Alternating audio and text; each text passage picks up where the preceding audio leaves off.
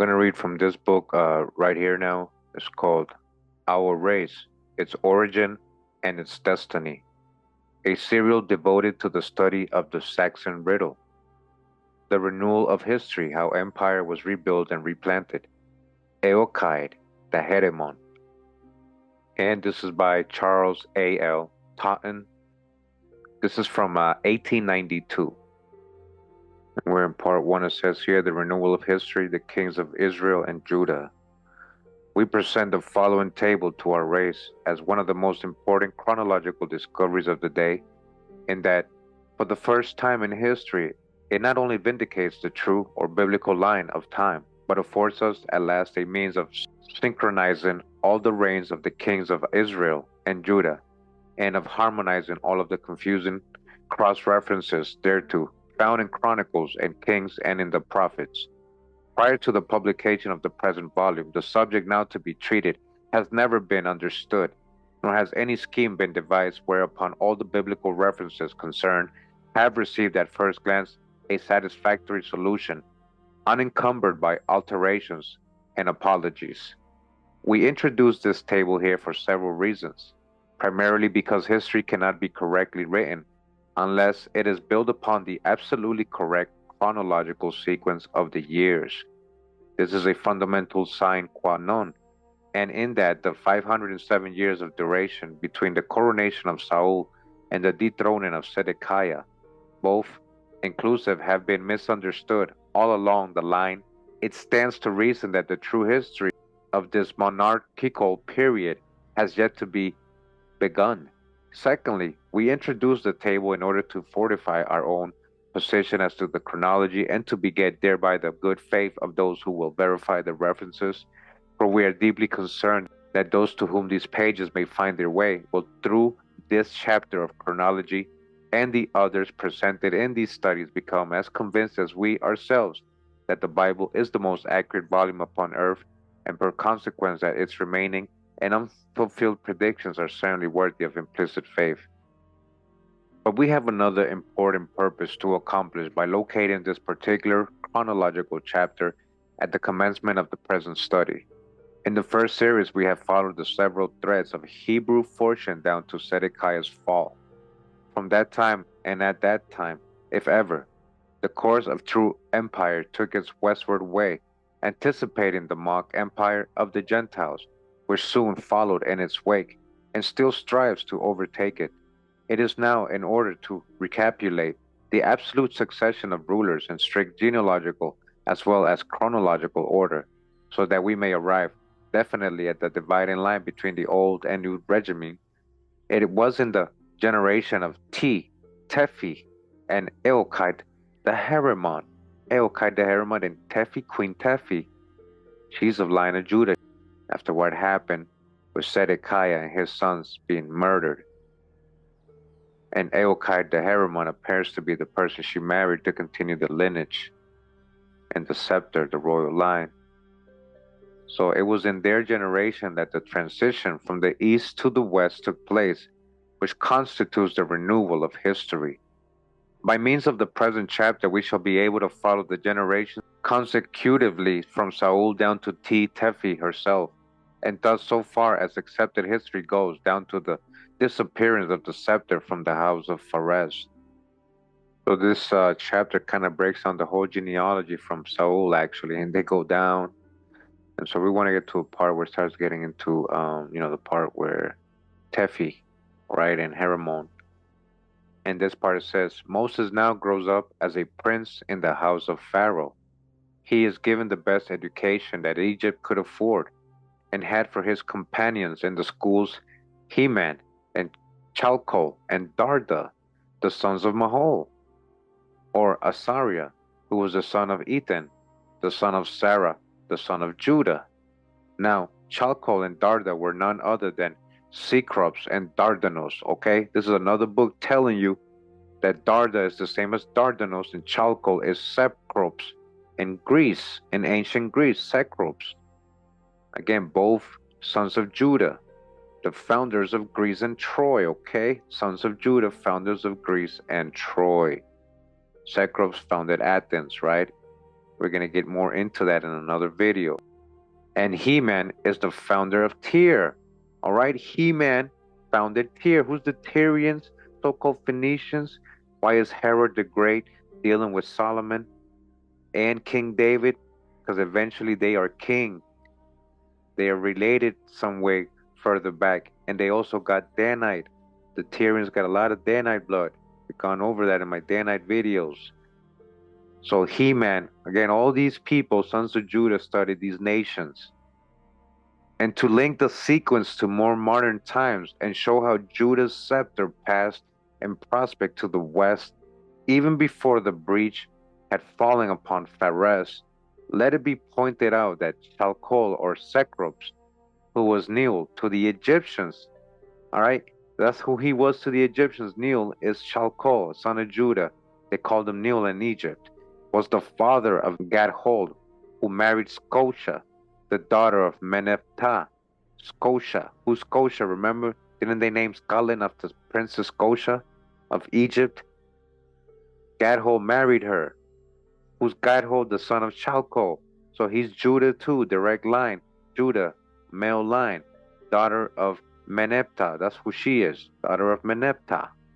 Now Meneptah was Darem, the son of Ramses II, who was Riyan, the son of Seti I, who was Walid, the son of Ramses I, who was Tardan, and Tardan was the son of Duke Amalek, the son of Eliphaz, the son of Esau, Esau, the son of Isaac and Rebekah. What does that mean? He's the son of Isaac, sons of Sac, right? Saxon, another Saxon, through Esau, not through Jacob. Do you see where that all the way back? These are so-called Egyptians, but it ended up with Esau. You see that? That's deep right there. Hope you guys are paying attention to this, and you can verify this lineage. You can pause it, take a screenshot, and go verify. This is deep right here. So this Gadhol, who was a descendant of Judah, a son of Chalcol, who was known as Cecrops in Greece, and Nil in Egypt, got with Scotia, who's an Egyptian, whose ancestor is Esau, the son of Isaac, Saxon, son of Isaac, and Rebekah. Remember, Esau is the twin of Jacob. They're brothers, twins, same parents. But Gadhol begat Isru, and Isru begat Shru, and Shru begat Heber, Scott, who was the brother of Cadmus, the brother of Cadmus. Remember, Cadmus came out of Egypt. Now you see all the relation. And you know, Cadmus also another pioneer founder of an ancient Greek nation. Now Heber Scott begat Boahain, and he Agaimhain, who was the contemporary of Jesse. And Agaimhain begat Tait, and he Agenoin, and he Lamphion, and of him Heber was the son. Now the son of Heber was Phion, or Adnoin, in whose days Dido fell. And Phion begat Phiblar, Glass, and he Neanual. And by lineal descent from Neanual, the next 5 generations are Noagad, Aloid, Irchada, which is Fergus, De, Fada, and Brada. Brada was the contemporary of Ahaz, and he left Getulia or Carthage in 4 transports and came to Spain, and having named his harbors of refuge Portugal, after his ancestor Gatelus, he started to build Brigantia. His son was Breogan, who finished the shield in the days of Hezekiah. Now Breogan begat Bile, and Bile was the father of Galam, who is Milesios. Okay? Galam is Milesios. You see where Milesios is coming from? The progenitor of the Milesians. So it came from the sons of Chalcol. So it's telling us that Milesios, right, is the same as William the Conqueror of Ireland. And his sons were Heber and Amherdin the Druid, and Heremonn, who married Tefi. That's his son, Eochaid The Heremonn.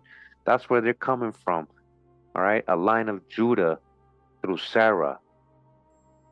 And then Tefi, she continued the line of Pharez, or the line of David, the female, because all the males had been murdered by Nebuchadnezzar. Again, Tefi, the daughter of Zedekiah, who was murdered by Nebuchadnezzar, and whom God saved the line of David and wove it back into the scarlet thread of Zarah through Zarah. Thence, in direct current, flowed the blood of Judah, Zarah, Pharez, and David down into the victorious vein, in whom from all the other streams that went from Egypt in the days of the 19th dynasty, it is additionally reunited to Judah. And had we time to sketch it, so it reunites to other European streams that through the male line proper trace back their descent to David himself. The line that was saved by a woman, all right? The line was saved by a woman, you guys understand? The line of Judah through David was saved by a woman, brought with it to Ireland. Remember who brought her and who was with her? Jeremiah, right? The house of God, which is Bethel, and the ark with its treasures hid unto this day in Taro's Mount, and the harp of David that tuned anew within those famous halls, and with it, in its heraldry, there came the Lion of the tribe of Judah, which is still an ensign to the tribes. My God, what do the rich men with their means, when the possibility of treasures such as these lie close at hand? But enough, in the 18th dynasty, Egypt was a kindly cradle. But when Edom in the 19th got the temporary dominion, all right, Edom in Egypt, right, the process of shaking the yoke from off his own neck drove forth the nations to their destinies, all right? So don't forget, all these people, even though they're coming out of Chalco, his son married this Egyptian whose ancestor was Esau. So there's still Esau bloodline in there too, in a way. But they're going through the males, right? All right, so we continue a little further in the book. It says here, the renewal of history, or Eochaid The Heremonn. Remember, he comes from Shakol. The son of Shakol marrying Scotia, an Egyptian princess who has Esau as an ancestor, but Eochaid is coming down from the line of Judah. Part 3, it says here, Pharez and Zarah, their genealogies harmonized. We have already traced the separated lines of Pharez and Zarah down to the generation which marked their junction in the marriage of Eochaid the Heremonn of Ireland with Tefi, the daughter of Zedekiah. With the former begins the Milesian line of Irish kings, and with the latter we have hitherto been taught to consider that the line of David ended. The readers of these studies, mere outlines of the new and true history of our race, know enough to the contrary to be willing to pursue the investigation to its legitimate end and consequences. Before we resume the story, however, it will be well to glance at the genealogies of these two lines of Judah and show that they agree, and that the junction was both a natural and a possible one. It is our purpose in some future study to consider the subject of genealogy and a consecutive survey from Adam down to Victoria Dove, the 153rd generation since creation. At present, we are only concerned with 27 generations from Judah to Tefi. These, so far as the line of Pharez is concerned, are found in the Bible and amount to 3 times the judgment number. Or if we count Judah himself as one, then all the generations in the line of Pharez are 14 to Abijah, and 14 more to Tefi, 28 in all. The generations of the rival line of Zarah, schismatic from the first, are 2 sets of 13 or 26 in all to Heremonn, the son of Galam, or William the Conqueror of Ireland. Thus from Zarah to Lamphion, inclusive, are 13 generations, and from his son Heber to Heremonn, who married Tefi, are 13 generations. We obtain these generations from sundry chronicles of Ireland, and they are not only independent authorities, but are so explicit in their subordinate enumerations, which span disjointed eras, that there can be no mistake in our list. It is also to be noted that they are, of course, innocent of our present work of harmonizing them with biblical data. The result which we now offer should squash the objection that Heremonn could not have been the contemporary of Tefi. He was the 26th and she was the 27th generation from Judah, and there is margin enough had the mere numerical discrepancy been even greater. This is manifest from a comparison of the ancestry of Moses and Joshua, who were certainly contemporaries, although Moses was but the third from Levi, while Joshua was the ninth from his brother Joseph.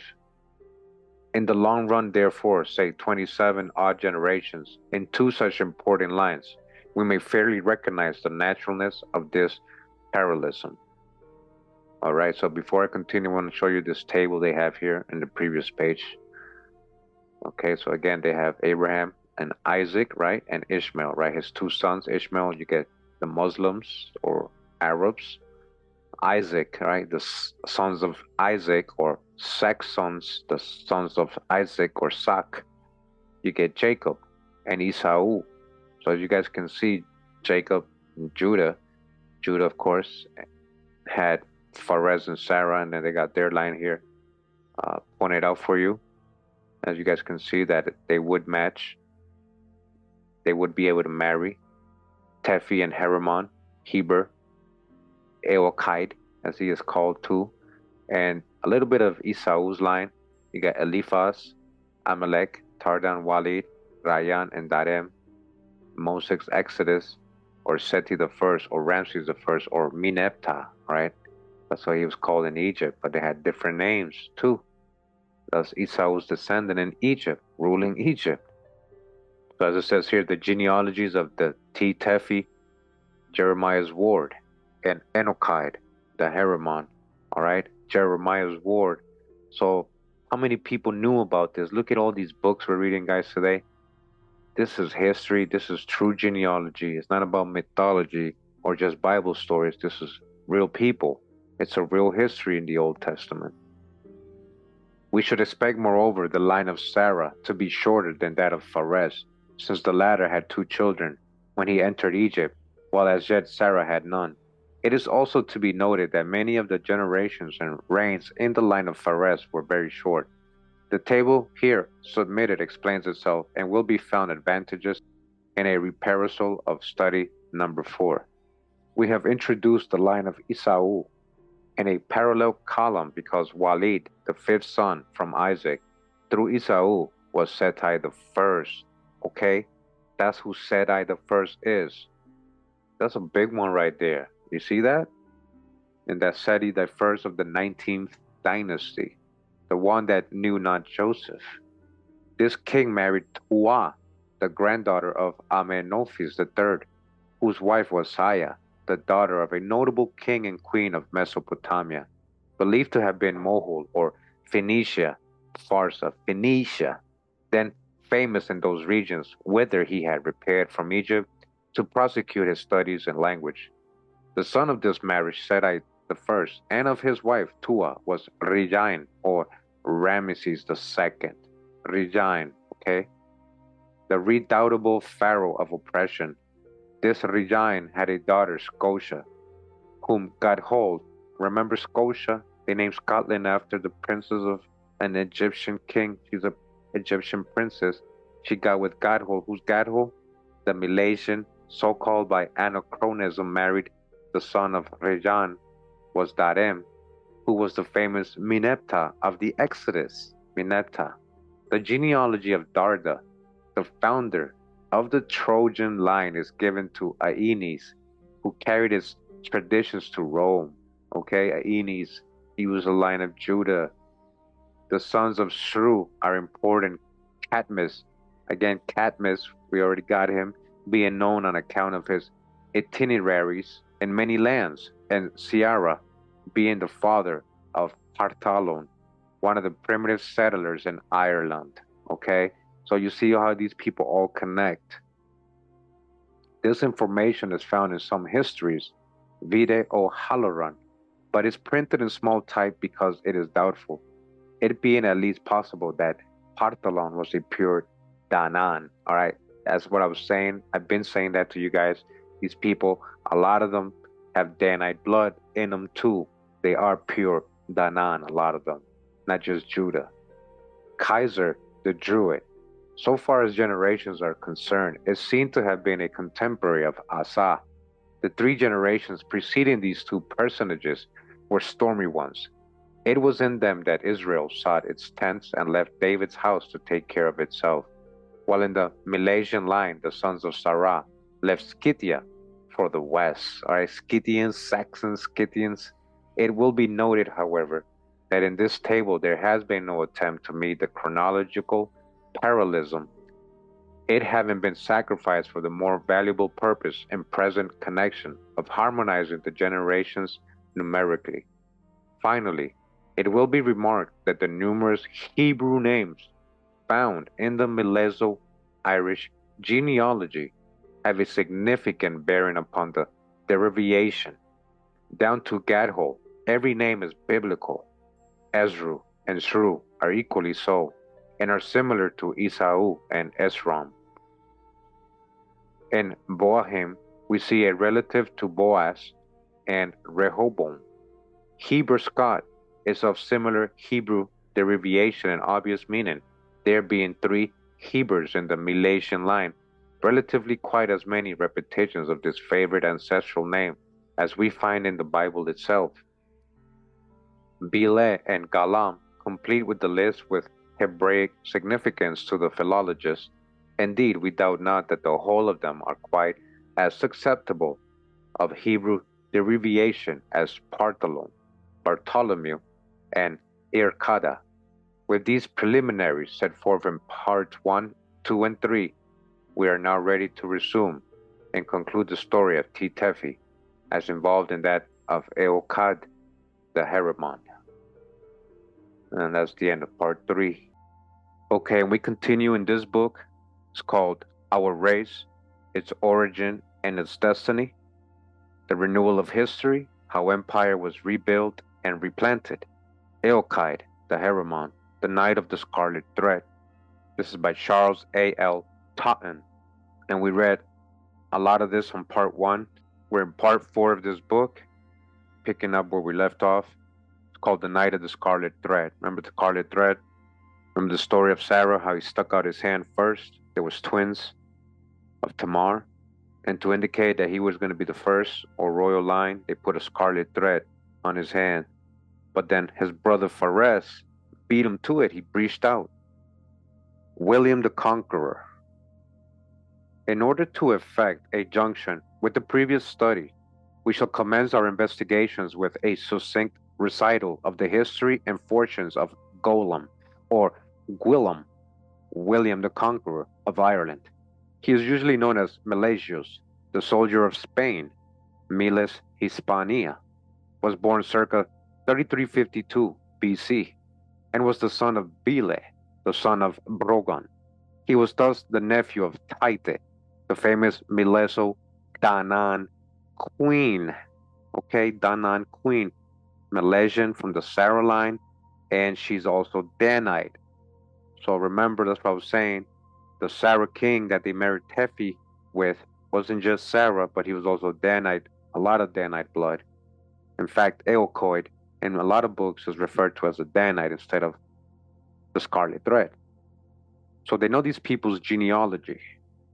A fact that's already noted, which bears out the close commercial and dynastic intercourse, which existed between two countries long before the Milesian conquest of arms. What other children were born to Billy? We are not told, but this son, Golem, cuts a most conspicuous figure in our annals, O Halaron. This young hero greatly distinguished himself in feats of arms and many campaigns he made with his uncles. His education was very thorough, and at the age of 18 he entered the army. It was in the Navy, however, for in fact the two services among these maritime people were combined, that his chief laurels were won. All right, so he was in the Navy. He was seafaring. For 12 years he was engaged in the most active adventures in Spanish and more northern quarters, and his fleets carried subjection along the Formorian and Danish coast. So Milesius, or William the Conqueror, right, or Golem, he actually traveled a lot. He was a seafarer. He was going to many different locations, visiting different cities, ports. Says here adventures in Egypt. From Phoenicia, he proceeded to Egypt and offered his services to Pharaoh. Remember, he was here in America, then to Mary, whose country had been assailed on every side by different invaders, but particularly by the Ethiopians. As the highest mark of gratitude and approbation, Pharaoh gave him to wife his daughter Scotia. Listen to this. This is where we get the story of the Egyptian Scotia. The name of Scotland, they're saying, Scotia. He was such a great warrior general, a lot of respect. He was in Egypt, the seafarer. And as it says here, as the highest mark of gratitude and approbation, Pharaoh gave him to wife his daughter Scotia. His Scythian wife, Gang, had died before he left Phoenicia. All right, so he had a Scythian wife, meaning a daughter of Isaac. And this Egyptian princess was called Scota or Scotia for the same reason that the original Scota of the days of Neo had received it. It was in fact as familiar a family name in Egypt, Phoenicia, and Palestine as it was in Western Tarshish. Okay, Scotia, that was a popular name, all right, with the old world. By her, Scotia or Scota, he had two sons born in Egypt, Heber, Theon, and Amhergin. All right, so I hope you guys following along. This William the Conqueror, who's Malaysia's, got with Pharaoh's daughter Scotia, and through him he had two sons. So the story continues. It says he leaves Egypt, right? He goes down the so-called now into the Mediterranean. What we talking about? The Gulf of Mexico. And proceeded first to trace both Greece and Asia Minor, for tradition traces him at this time to the region of Troy. I remember Troy was settled by Zarah, Darda, as well as to the Caspian borders, probably the eastern end of the Black Sea, where the rich and famous Danaan colonies, where the Danite colonies of Colchis had formerly flourished. Okay? Danites were already there. Check out my Danite video. We went over that. Who was originally in these areas? Seafaring people invading. Those are the Danites. He was evidently searching the ancestral records and verifying the prophecy as to empire which pertained unto his race where he landed. So after his travels, he came back to the British Isles. It says here, arriving in due course at the Kingdom of the Picts, formerly called Albania, now Scotland, he landed and plundered the country, carrying the booty on board his ships. His next step was to form an alliance of friendship with Fiacha, the ruling monarch of Ireland, and to be attracted by the charms of Moraine, the daughter of Edi, Magrim, the son of Karmada, the son of Eochaid, the son of Eiltime, who was the brother of the elder Breas. All right, so he was trying to hook up with this princess right here, Miriam, literally Miriam. So then it says he left these lands. He ended up in Spain, arriving at the Biscay in Spain. Early in this third year, 3396 BC, he married Miriam, the Irish princess, whose beauty had attracted his attention on the occasion of his late successful naval enterprise. All right, so he eventually got with this Miriam. And from there, guys, that's where we get Eochaid the Heremonn, right? The guy who married Queen Tefi of the line of Judah from Pharez, of the line of David, the daughter of Zedekiah. Eochaid the Heremonn, or Heremonn as is generally called, was the fruit of this marriage and was born at the beginning of the next year. 3 years later, Bili died at an advanced age, and the kingdom then devolved upon Milesius. This was the year 3400, from which his reign extended just 30 years and closely synchronizes with that of the three sons of Karmada in Ireland. To the Egyptian side of the family, and for that matter to the Phoenician, the exodus, or rather Anabasis, of the Danaan queen and her son was a relief, and they improved this decade, for it was not final as they fondly hoped. In the meantime, for the prince himself, it was a most important era. His mother name, as we have intimated, was the equivalent of Miriam or Mary, just like I said earlier. She was not only a pure descendant of the Tuatha de Danans, all right, pure descendant of the Tuatha de Danans, but was strangely impressed with a presentiment that somehow in her line, in due time, would become extinct. It was long before the battle of Invercolpi, Drogheda, And although that she never lived to be the last surviving child and heir of the old Arri Macgrami, son of the sun, nevertheless, in subtle premonition of what the fates had yet in store, the constant tenor of her private converse with Eochaid was the impending downfall of her house. So real quick, I just want to emphasize, remember, so his dad, Malaysia's, had some Danite blood, and then his mom is a direct descendant of the Tuatha De Danann, ancient. So there was, remember, many waves of Danites going into Ireland. So Eochaid does carry Sarah Judah's blood, but he's, again, has a lot of Danite blood. So again, through this marriage of his dad and his mom, Miriam, there's a Malaysian and Danan or Danan union. As a matter of fact, the union had resulted in naught but good, and the queen's life had its full share of women's joys, nor was it stripped of a far grander mission, of which she acquitted herself supremely well. To Miriam's perception, in spite of the Danan throne, the Malaysian conquest of her native land was an accomplished fact. Commerce had already won the issue. We can point out parallels today, which, like that of Ireland in that early age, are simply waiting acknowledgement, not necessarily the stroke of passion arms. All right, so a little background to his parents, Eochaid. Remember, this is the guy who married Queen Tefi. There's a lot of history with his line. We're seeing in this video and part one. But Most High chose him. This is what Most High made happen. This is the person who married Queen Tefi, the daughter of Zedekiah, to keep the line of David going. So continuing, as it says here, Irish history, it is now in order to pause in our account, and by reverting just a little, gather somewhat of the history of Ireland, as it was at sundry times related by Miriam to her son. She lived in what preeminently was a transition era. All that preceded it was Danan, from her point of view. All that came after it was Judean, all right, from Judah. So Danite or Judean. So Danite or Judah. If for conciseness' sake, we may be pardoned for another slight anticipation. And Eochaid, her Malaysian son of Zarah, all right, Zarah, son of Judah, this change had the crimson thread of its vital inception, and in his own children blessed with yet newer royal motherhood through the daughter of David, and crowned with the full regalia of Pharez's house. It was complete, all right, the daughter of David. All right, guys, a lot of people got mad at me in my first video because they're saying, how can you say the male heirs of Judah all die? I'm not saying they all die. I'm talking about Zedekiah's and from the line of Pharez.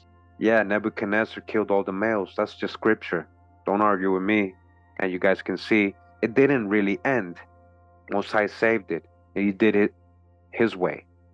Again, so Miriam is so happy now that her son, a son of Sarah, and Danan married the daughter of David and crowned with the full regalia of Pharez's house. It was complete. And we continue in the book. It says here, heroic days.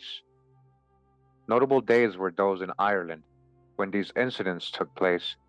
They center around 3434 AM or 562 BC, the very era which marks the disappearance of the remnant that escaped from Egypt and allows ample time for a hasty visit to Palestine en route to Spain and Denmark, via which resting place, where they seem to have tarried a while.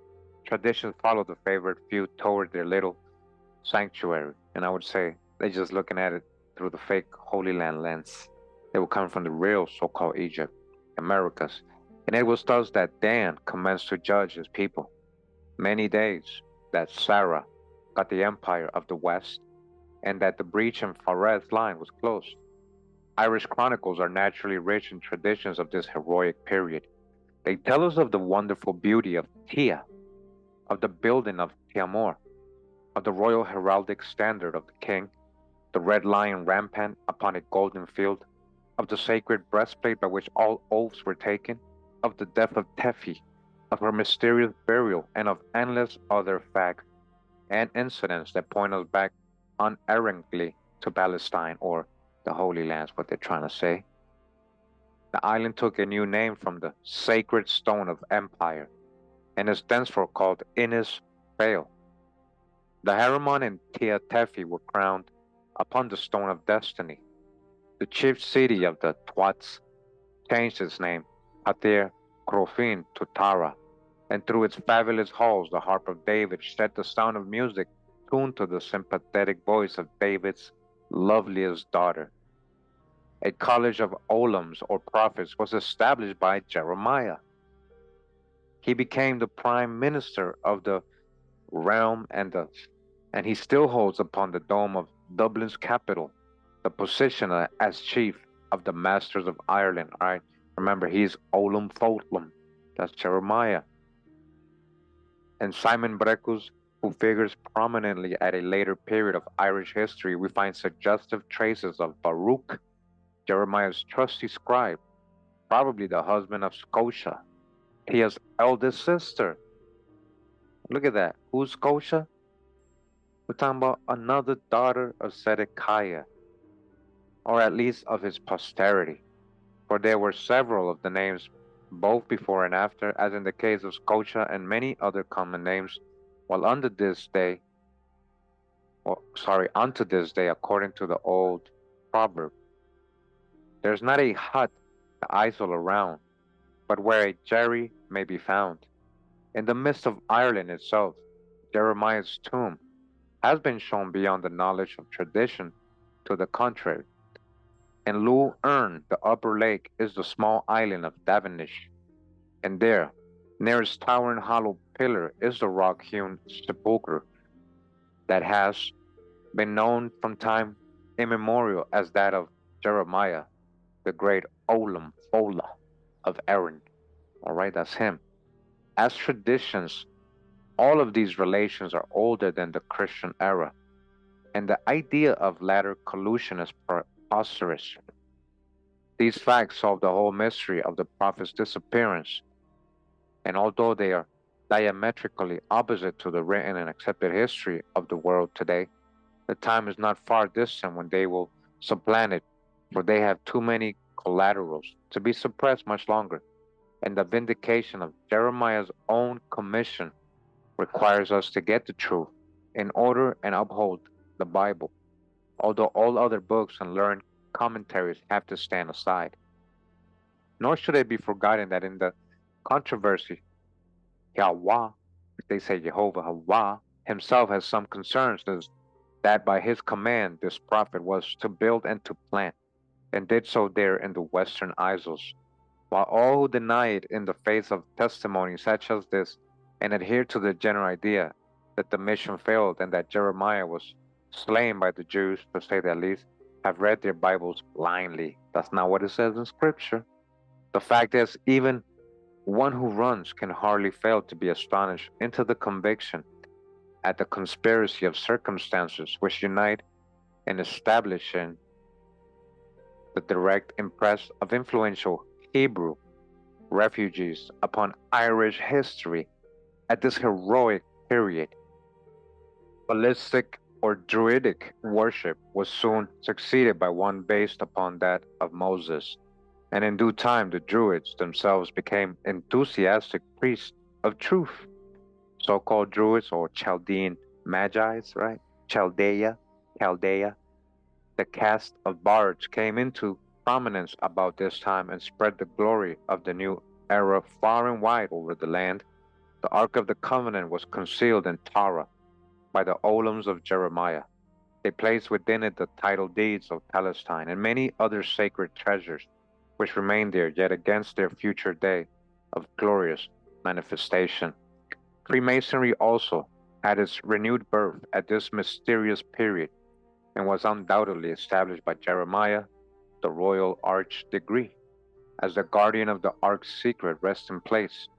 It is presumed to be buried in the Medaget, or tomb of Tephi, a pure Hebrew word meaning repository, in which all traditions maintain to have remained absolutely unviolated, down to our own day. The writer of this brief summary has in his possession direct and personal correspondence with prominent personages in Ireland and England who have been interested in exploring the ruins of Tara, with the express purpose of discovering these spolia opima. The ruins are private property, but permission has been obtained several times to examine them. and the undertaking was once put into the hands of the Irish Board of Works. It was under the superintendence of Ball, the curator of the new museum, who is a brother of the Astronomer Royal of Ireland. But hitherto all efforts to explore have been a failure. There is a mystery connected with the matter, and at least at the times of the former attempts, the said time had not come. But to what purpose do we continue this enumeration? It would fill up many editions of this study to review adequately the Hebrew manners, laws, identities, and religious customs which spring up as though at once in these reopening days of Irish chronicles.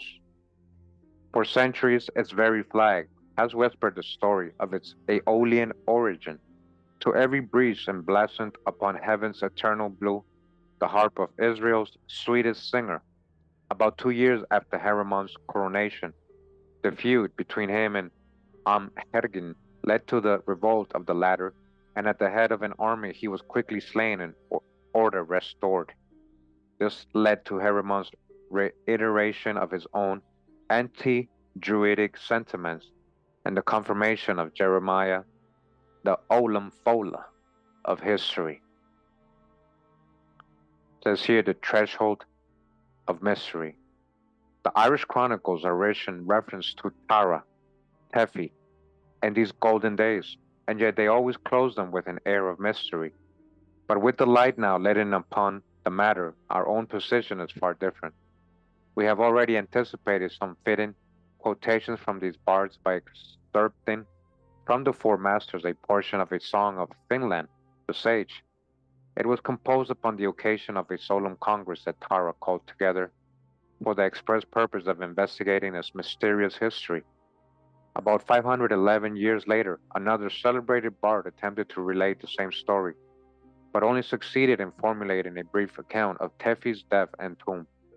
From this poem of Cuan O'Cochlainn, AD 1024, who was for a time the regent of Ireland, we quote the following stanzas. And he said, "It gave me great happiness to the women, when Temer the strong was erected and named, when after her death was Tea's monument, which structure perpetuated her fame. The gentle Heremonn here maintained, his lady save in an impregnable fortress. She received from him all favors she desired, and all his promises to her he fulfilled." Bergria of Tea was a delightsome abode, on record as a place of great renown. It contains the grave, the great Mergeg, the sepulchre which has not been violated. The daughter of Pharaoh, of many champions, Tephi, the most beautiful, that traversed the plain here formed a fortress circular and strong, which she described with her breast, pen, and wand. She gave a name for her fair fortress, this royal lady of agreeable aspect, the fortress of Tephi, where met the assembly, where every proceeding was conducted with propriety. It may be related, without reserve, that a mound was raised over Tephi, as recorded as she lies beneath this unequal tomb, here formed for this mighty queen, all right? A mound, they erected a mound for her in her tomb, right? Just like in the Americas. It is a mystery not to be uttered. The length and breadth of the tomb of Tephi, accurately measured by the sages, was 60 feet of exact measure, as prophets and druids have related. Tephi was her name. She excelled all virgins. Wretch for him who had to entomb her. 60 feet of correct a measurement were marked as a sepulchre to enshrine her. It is asserted that all mankind may know that a mound was raised over Tephi as recorded, and she lies beneath this unequal tomb, formed there for this mighty queen. The mournful death of Tephi, who had come to the north, was not for a moment concealed. A meeting was held to select a sepulchre, and to solve as a tomb for the beloved Tephi. Temer, the impregnable, of lasting resources, which conferred on the woman high renown. There is no escaping the significance of this poem, now 868 years old at this writing, and the facts and legendary parts of which, when Cuan O'Cochlainn molded them to verse, were yet some 1,580 years older. The repetitions as to the tomb, its measure, and its mystery are in keeping with the purport of some still inviolated secret, and have already led to several thus far unsuccessful efforts to explore the riddle. Mr. F.R.A. Glover and his England, the Remnant of Judah, all right, we just got that video yesterday, right? And the Ephraim of Israel, we read that yesterday's video, right? Remarks on this poem as follows. Now, all this, it is to be observed, was at Tara, called also Timur, where the stone which came from over the sea was set up, with the promise of blessing and perpetuation at the time that Jacob's pillow disappeared from Judea.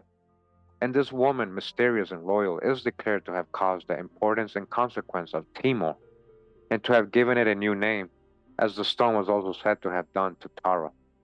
That her name also should be Timor, or Teamer, is not without significance. Tamer, considering that Tamar, as a woman's name, occurs twice in the nomenclature of her ancestry.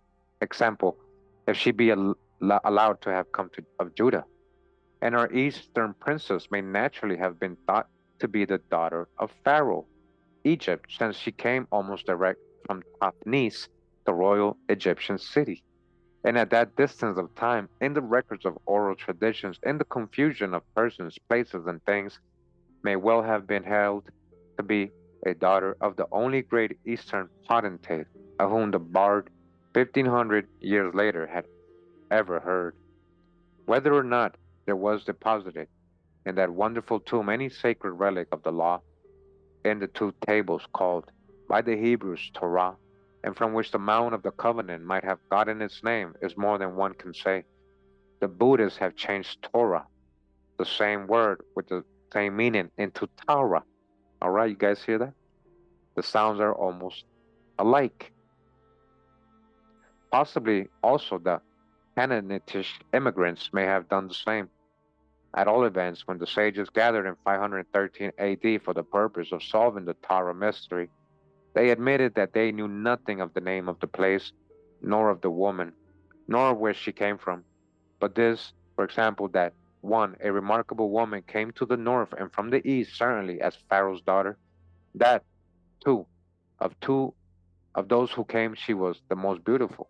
Three, that she became the wife of one King Heremonn, of noble aspect, the king contemporary with Olam Fola, Jeremiah, and who has been confounded with him, that imaginary king with five names, Eochaid, Olam, Bolam, Heremonn, or Ri, that the foundations four of the fortress Timur were laid in her, as it were to do her honor, and five that at her decease, which seems to have been thought very odd.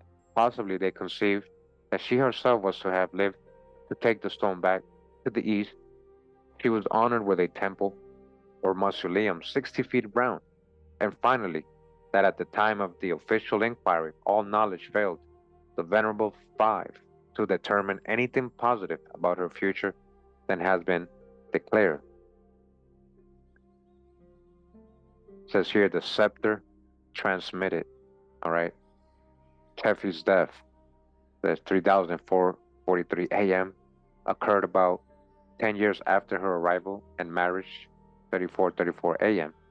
Eochaid, whose reign is put down as 13 to 16 years, survived her only long enough, about 7 years, to complete the monument erected to her honor. He was 52 years old and died circa the beginning of 3450 a.m. The only son of Eochaid by Teotefi was Irial, the prophet. Irial, right? Iri.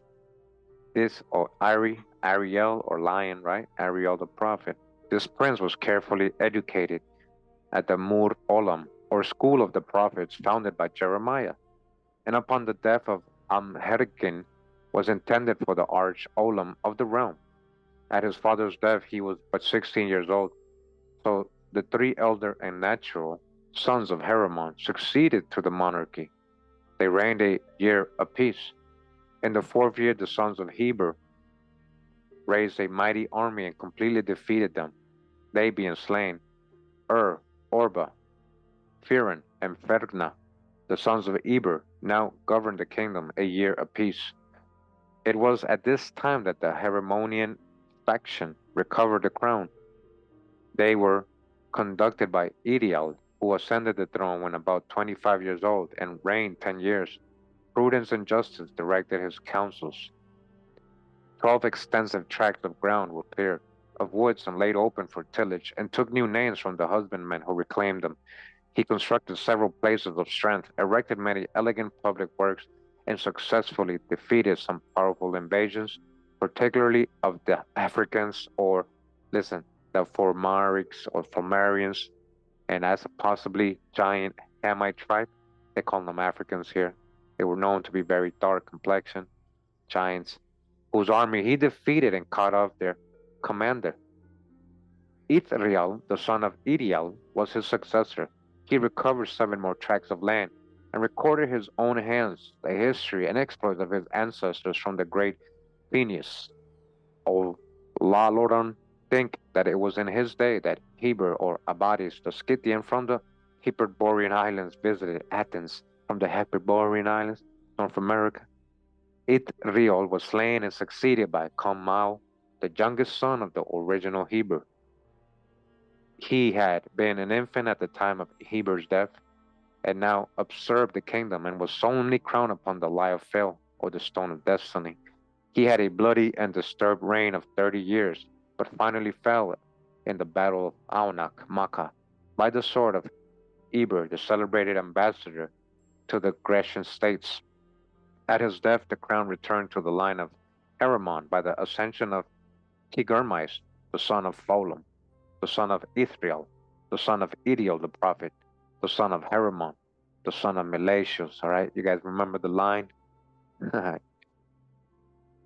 But we have neither space nor intention here to follow the line of Eochaid further.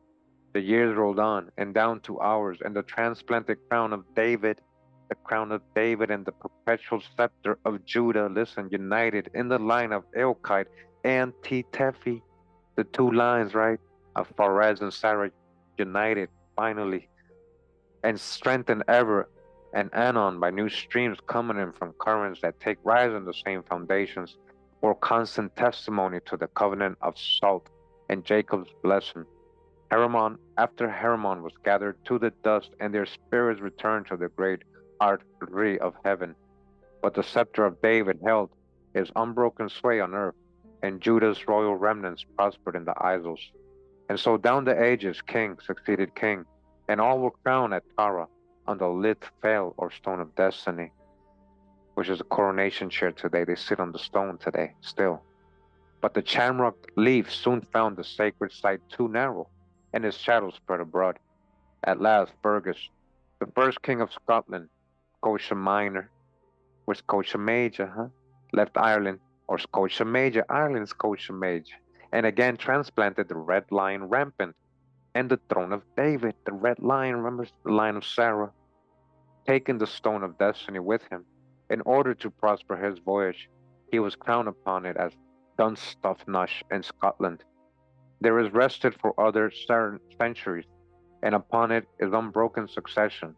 All the kings of Caledonia, Caledania, or Chaledania, Dan, took the crown. Thereto it gained new sanctity, for it was at Iona that Bishop Colombo rested his dying head upon it, as he thought it was the gate to heaven. And so it has been ever since our father Jacob dreamed on it at Bethel, right? Jacob's pillow. That's the stone that I've been talking about.